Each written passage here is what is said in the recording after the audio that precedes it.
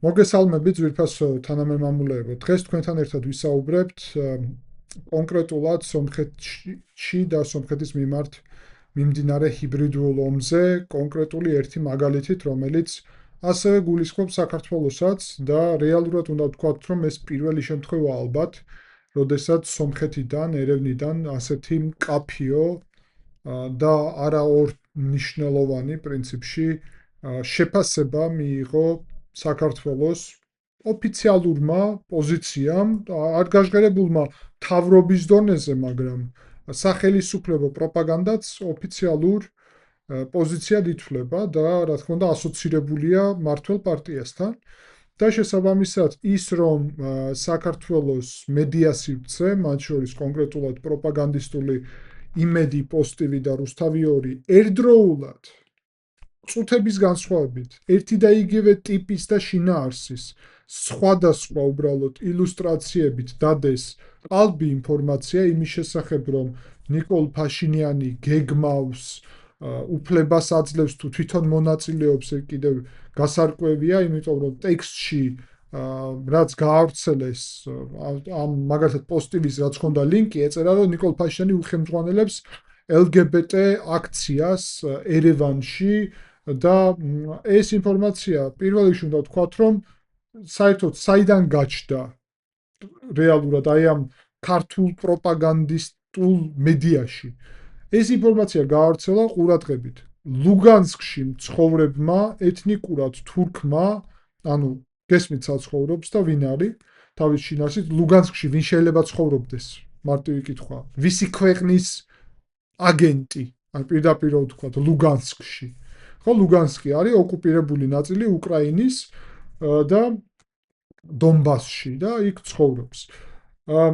ამ მედიაში ამან გაავრცელა წყაროების გარეშე ეს ინფორმაცია, აღმოჩნდა რომ წყარო არის გარკვეული გვერდი, სადაც არაფერი ინფორმაცია არ არის, უბრალოდ ფოტოებია ხელოვნური ინტელექტით შექმნილი და წერია რომ ასეთი ღონისძიება გაიმართება. არც არის ინფორმაცია ვინ წერს ამას, რა ორგანიზაცია, პირები, რაიმე საკონტაქტო, არაფერი.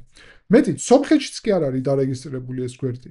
მოკლედ პოსტივი ამას ავრცელებს, ანუ ყალბ გვერდს, რომელიც დარეგისტრირებულია ასე ვთქვათ, რეალურად არა სომხეთში და საერთაშორისო სერვერებზე, ავრცელებს როგორც მტკიცებულებად, სამივე მედიამ ეს გაავრცელა და ამით პრაქტიკულად შეგვიძლია ვთქვათ, რომ რამდენიმე საათი იყო სულ მედია სივრცეში, ამაზე დავიწყეთ ძალიან აქტიურად რეაგირება, მათ შორის მითების დეტექტორმა მალევე მოამზადა ეგრევე სტატია, მე მათ შორის დავუკავშირდი სხვადასხვა სომხეთში, ესე იგი, მედიას, რომელიც რიგი არის ფაშინიანის ოჯახის მედია, მათ შორის ნაწილი არის მისი პარტიის მედია, ღიად საჯაროდ, ანუ იქაც არსებობს საკმაოდ მოგრძალებული, არ გეგონოთ დიდი მასშტაბის, მოგრძალებული, მაგრამ აქვთ მათ შორის პრესამსახური და ასე შემდეგ, რომლებმაც ეგრევე გაავრცელეს ინფორმაცია, დააზუსტეს, რომ ეს ტყუილია, გაავრცელეს, რომ ფეიქია. ამის შედეგად მითების დეტექტორმა ეს დაადგინა, დააწერა ამ ინფორმაციას, რომ ყალბია Facebook-ში და ინფორმაცია ჩაიკეტა. თუმცა ათობით ათასმა ადამიანმა ეს ნახა, ათასობით ლაიქები იყო, უბრალოდ დაცინვის სმაილები და ასე შემდეგ რეაქციები. კომენტარებში იყო როგორც ანტისომხური გამოვლინებები, ასევე ანტიევროპული, ამას აკავშირებდნენ სომხეთის ევროინტეგრაციას. პრინციპში მნიშვნელოვანია იმის თქმა აქ, რომ ეს პირველი ესეთი მასშტაბური შემთხვევაა, როდესაც ქართული მედია ამ მასშტაბით, სამთავრობო მედია ღიად და არა რაღაც ყვითელი პრესა, რომლის ასე ვთქვათ, ფლობელსაც ვერ დაადგენ, ამ მასშტაბით ჩაერთო წინა საარჩევნო პროცესში, სომხეთში 7 ივნისს არის არჩევნები, ჩაერთო მეზობელ სახელმწიფოს მიმართულებთან წინა საარჩევნო ჰიბრიდულ თავდასხმაში, რომელიც გახდა მთავარი თემა და რეალურად უნდა ვთქვათ, მკაფიო რაღაც, რომ რუსეთმა ეს განახორციელა ერთი მხრივ თურქის გამოყენებით, იმიტომ რომ თვითონ რუსი დაწერდა ამას, ნათელი იქნებოდა და თურქი როცა წერს ამას სომხურ საზოგადოებაში ორმაგი შეიძლება ნეგატივი იყოს, იმიტომ რომ სომხურ-თურქული ისტორიიდან და კონფლიქტიდან გამომდინარე, ესე იგი, არ არის რბილად რო ვთქვათ, კარგი ურთიერთობები, ჯერ კიდევ ყარდება ნელ-ნელა, უმჯობესდება, მაგრამ ეს ფაქტორი ერთია გამოყენებული და მეორე ქართულ მედიაში ამის გამოჩენა. და რა თქმა უნდა, ძალიან უკმაყოფილო არიან ერევანში ამ რეალობით, ამ ვითარებით. ნუ ამაზე მეტყველებს მათ შორის კონკრეტულად და მე გაგაცნობთ ამას ბაგრამიან 26-ის Telegram არხის, რომელიც არის სამთავრობო, როგორც პოსტივი არის სამთავრობო, ან რუსთავი არის სამთავრობო, ბაგრამიან 26-იც არის სამთავრობო. და აქ პრინციპში ასეთი განცხადება გაკეთდა, რომ ჩვენ უკმაყოფილო ვართ გარკვეულწილად, ან შეწუხებული ვართ, არ მოგვეწონა, მათ შორის ესეც შეიძლება ვთარგმნოთ, ის რომ რიგმა ქართულმა სამთავრობო მედიამ, ასე უწოდეს იმედს, პოსტივის და რუსთავიორს და ტელეარხმა ჩვენთვის გაუგებარი და მე ბჭყალებში წერია, შესაძლოა გასაგები, ეს დიპლომატიურად ასე გვეუბნებიან, მიზეზებიდან გამომდინარე გაავრცელეს აქტიურად კიდევ ერთი ანტისომხური დეზინფორმაცია. ანუ აქ მკაფიოდ ბაგრამიან 26, ანუ სომხეთის სამთავრობო მედია ამბობს, რომ ჩვენთვის გასაგები არისო მიზეზები. რაც უკვე შეგვიძლია ვთქვათ, რომ მნიშვნელოვან ნეგატივის მომტანი არის ქართულ-სომხური ურთიერთობებისთვის. სულ მცირე, იმიტომ რომ საქართველოსა და სომხეთს შორის არსებობს სტრატეგიული პარტნიორობის შესახებ დოკუმენტი და საქართველოს თავისი ნაბიჯით სამთავრობო პროპაგანდის მეშვეობით, რომელსაც ის რომ კონტროლის ქვეშ არის, ეჭვი ერევანში არ აქვს და არსად არ აქვს. ეს არ არის კიდევ ერთხელ ყვითელი პრესა, სოციალური ქსელები და ასე შემდეგ. ამის გავრცელებას ფაშინიანის წინააღმდეგ ასეთი ხელოვნური ინტელექტით ფოტოების შექმნა, სადაც თან იმედმა პოსტივიმ და რუსთავიორმა თავად შექმნეს ეს ხელოვნური ინტელექტით ყალბი ფოტოები, ანუ იქიდან კი არ გადმოიტანეს, თავადაც შექმნეს აქტიურად მთელი ცენტრალური მოედანი სომხეთის, მაგალითად, აი ყურადღებით თუ ვნახავთ, აი ამ მე უბრალოდ არ მინდა რა თქმა უნდა ამის გავრცელება და არც ვაპირებ, მაგრამ მაგალითად თუ ვნახავთ აქტიურად პოსტივის პოსტერს, რომელიც თავად შექმნეს, იქ არის მთელი რესპუბლიკის მოედანი, ანუ ცენტრალური მთავარი მოედანი, სადაც დგას უზარმაზარი ადამიანის რაოდენობა, ფაშინიანი იღიმის და ყველას უკავია LGBT დროშები. ნუ წარმოუდგენელი ამბავია, რა თქმა უნდა, ესეთი ხელოვნური ინტელექტით ასეთი ფოტოს შექმნა ზოგადად მეზობელი სახელმწიფოს მთავარი მოედნის ხელოვნურად გადავსება იქ ასეთი დროშების ჩვენება, ფაშინიანის ჩვენება და ამით ფაშინიანის იმიჯის შელახვის მცდელობაც, სომხეთის იმიჯის შელახვის მცდელობაც ამ კონტექსტში ევროკავშირზე თავდასხმის მიზნით ამის გამოყენება, სომხეთის ევროკავშირში ინტეგრაციის გარკვეულწილად დაკავშირება ამ საკითხთან. ეს არის სრულიად ყალბი ნარატივი, რომელიც ერთდროულად ემსახურება ორ მიზანს, ერთი მხრივ ქართული საზოგადოების მოტყუება და ანტიდასავლური განწყობების ჩამოყალიბება, მეორე მხრივ სომხეთის პროგრესის, სომხეთის დასავლეთისკენ ნაბიჯების პრაქტიკულად აი ამ ილუზორული რეალობით, ყალბი რეალობით დაფარვა, რომ გეგონება სომხეთს იმიტომ აქვს წინსვლა დასავლეთის მიმართულებით, რომ დაუშვა LGBT მარშები და ასე შემდეგ. რაც არის ტყუილი და ფაშინიანის პრესამსახურმა პირდაპირ თქვა, რომ ეს არის ტყუილი და ეხლა რა გამოდის? ძვირფასო თანამემამულეებო, რომ სომხეთი მიდის ევროპისკენ, აქვს ძალიან კარგი ურთიერთობები ამერიკასთან და თან ამბობს, რომ არა, ესეთი ნებართვა არ არის, ესეთი რამე არ ხდება და შესაბამისად უარყოფს ამას. ანუ გამოდის, რომ დასავლეთს მოთხოვნა არ აქვს ამ თემასთან დაკავშირებით სომხეთისადმი იმის საპირწონედ, რომ კონდეთ კარგი ურთიერთობები გინდა ამერიკასთან, გინდა ევროპასთან. და ქართული ოცნება ეს მთელი პერიოდი რას გვეუბნება? რომ დასავლეთი ვითხოვსო ამას, მათ შორის კანონიც რომ მიიღეს ამ თემაზე და ასე შემდეგ, ითხოვსო დასავლეთი ამას ჩვენსგან და ევროპაში ინტეგრაცია ამის საფასური, ეს არის საფასური და ასე შემდეგ. ანუ სომხეთმა დღეს პროპაგანდაზე პასუხით რეალურად გასცა ამას საბოლოო პასუხი, რომ ეს არის ტყუილი. მაგრამ თან სომხეთმა პირდაპირ განაცხადა, რომ ძალიან კარგად მიხვდნენ რაშიც არის საქმე. რას ნიშნავს ეს? ნუ მიხვდნენ რა თქმა უნდა და კიდევ თუ ესეთი შემთხვევები ექნება, კიდევ უფრო კარგად მიხვდებიან, რომ თბილისი ამ ხელისუფლების პირობებში არ არის სანდო პარტნიორი, რომ თბილისი ატარებს ჯერ ერთი არაკეთილმეზობლურ დამოკიდებულებას და პოზიციას. აი მარტივი მიზეზიდან გამომდინარე, სომხეთში რომ ნახოთ, არ არის საქართველოს ხელისუფლების კრიტიკა საერთოდ. არ თუნდაც ის რომ საქართველოს გადაუხვია ევროკავშირში ინტეგრაციის გზას, რაც სომხეთს ძალიან ჭირდებოდა, იმიტომ რომ თვითონ მაგ გზაზეა და საქართველოსთან მაგ კონტექსტშიც ხედავდა საკუთარ მომავალს, არ აკრიტიკებენ.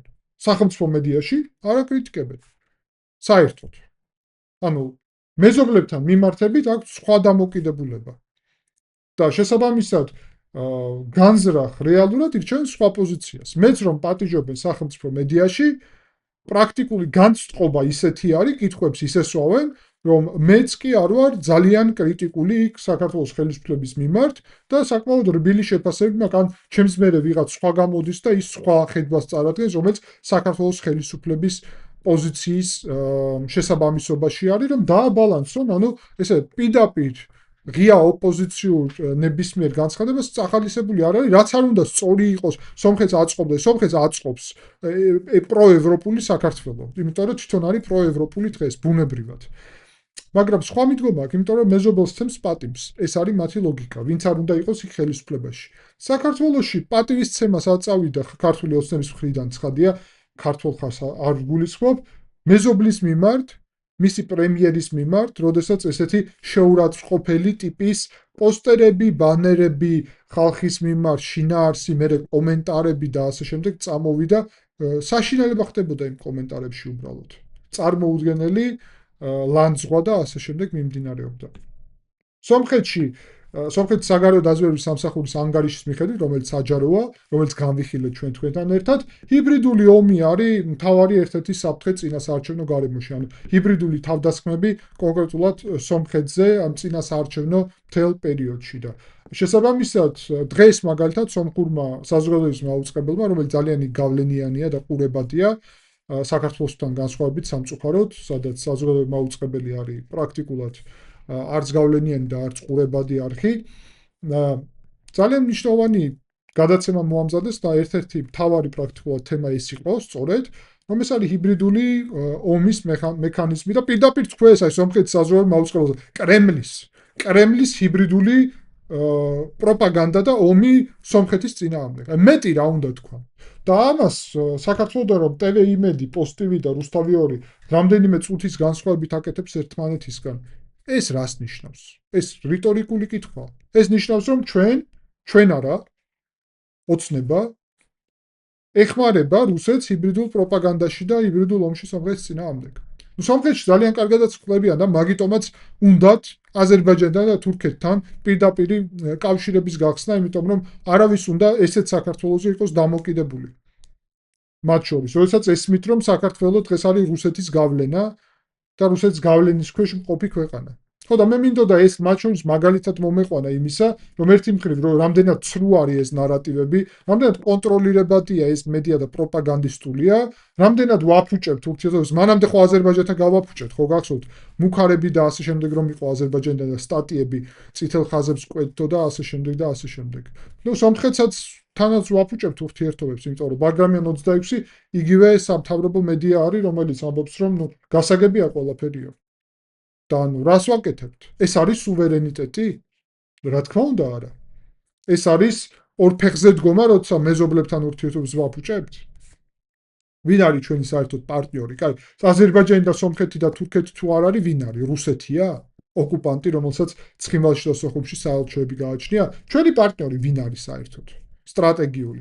ხო და აი ამ კონტექსტიდან გამომდინარე უნდა ვთქვათ, რომ ეს სავარაუდოდ გაიზრდება და რადგან საქართველოს ესე პირდაპირ ჩაერთო ამაში, მე იმედი მაქვს, რომ აღარ იქნება ეს რა, იმიტომ რომ პირველი ესეთი შემთხვევა არის კონკრეტულად აი ახლა წინასაარჩევნო პერიოდში და იმედია პირველი და მრავალთაგან პირველი კი არ არის. იმედია პირველი და ბოლო არის. იმიტომ რომ ამაში ჩვენ ფასს ვიხდით, რეპუტაციულ ფასსაც ვიხდით, ურთიერთობების მხრივაც ფასს, ნდობის ფასს. ნდობა ფასეულია ძალიან. ვიხდით ამას და ამას ისევ ფლანგავთ, გეგონება საქართველოს ბედი და მომავალი არ გვაინტერესებს, ანუ მე ოღონდ ჩვენ არ გულისხმობ. ხელისუფალს გულისხმობ, ვინც ხელისუფლებაშია დღეს. წარმოუდგენელი ამბავი არის ეს უბრალოდ. არ შეიძლება ასე.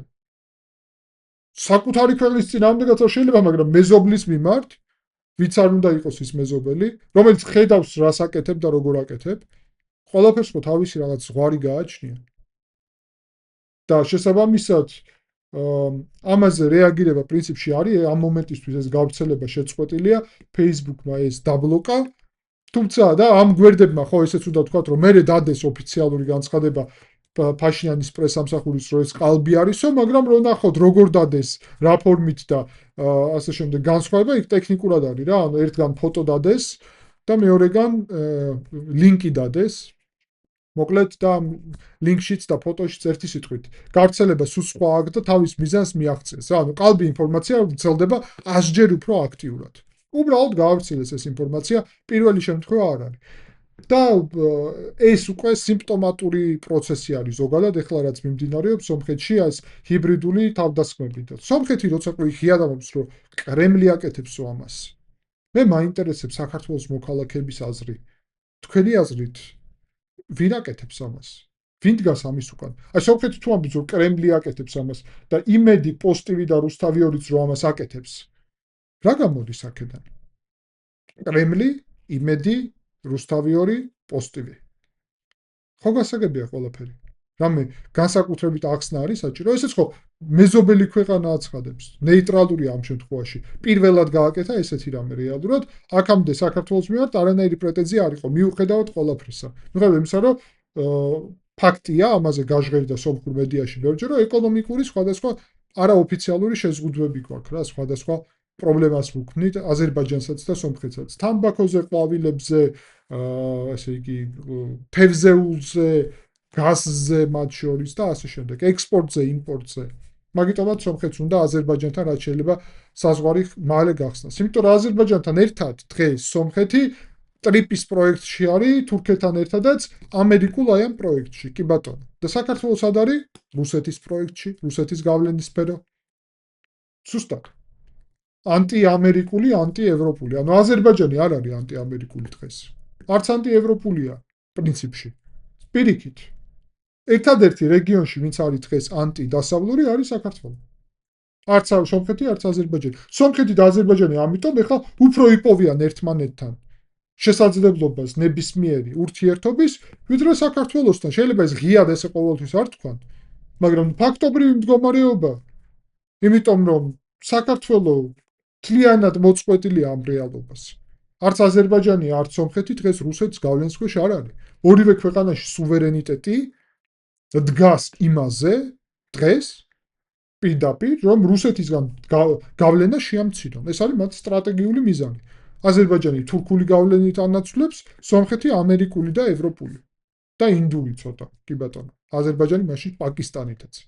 საქართველო ამერიკულ და ევროპულ გავლენას და გავლენები ნორმალური რამეა საერთაშორისო ურთიერთობებში. აბა, ჩრდილოეთ კორეა ხო არ ხარო გავლენები არ გქონდეს, ისიც აქვს მაინც ჩინეთის და რუსეთის გავლენა.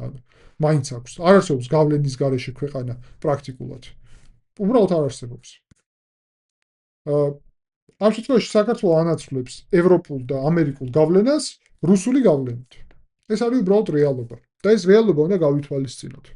და ნუ ეს ფაქტობრივი მდგომარეობა და ძალიან ნეგატიურია უბრალოდ ჩვენი რეპუტაციისთვისაც, კავშირებისთვისაც, სტრატეგიული პარტნიორობისთვისაც სომხეთთან, ნუ აზერბაიჯანთან სხვა კონტექსტში. და მე უბრალოდ ვიტყვი ბოლოს, რომ იმედი მაქვს, რომ ეს არის, ანუ აღარ გაგრძელდება და რაღაც გამონაკლისად ჩავთვლით და დავივიწყებთ. იმედი მაქვს და არა ეს გახდება სისტემური რაიმე პროცესი მეზობელი ქვეყნის ლიდერის მიმართ.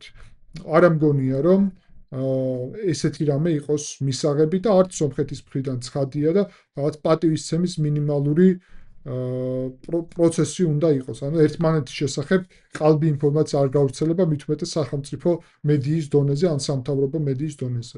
თუ ვამბობთ, რომ სტრატეგიული პარტნიორობა, თუ ვამბობთ, რომ ჩვენი თანამშრომლობა ძალიან მნიშვნელოვანია, ისტორიულია და ასე შემდეგ. არ შეიძლება ყველაფრის გაუფასურება, ხო? არ შეიძლება 1000 წლოვანი ურთიერთობების გაუფასურება იმით, რომ შეურაცხყოფა მიაყენო ვინმეს. არ შეიძლება. და მათ შორის ქვეყნის მეთაურს წინასაარჩევნო პროცესში. და ამით გარკვეულწილად მხარი დაუჭირო იქ რუს ოლიგარქ სამվել კარაპეტიანს. ირიბად, იმიტომ რომ თავარი კონკურენტი დღეს ფაშინიანის არის ეს რუსი ოლიგარქი სამվել კარაპეტიანი, რომელსაც სომხეთში უწოდებენ ივანიშვილი 2. ესე უწოდებენ სომხეთში. ხო და ასეთი ქმედებები მხარს უჭერს ამას და სომხეთი მათ შორის არ ერთვებოდა წინასაარჩევნო აქ პროცესებში და საქართველოსგანაც იგივეს ელიან მე როგორც მესმისეს და როგორც ვხედავ სომხურ მედიაში. დიდი მადლობა ყურადღებისთვის და შევხვდებით შემდეგ გადაცემაში.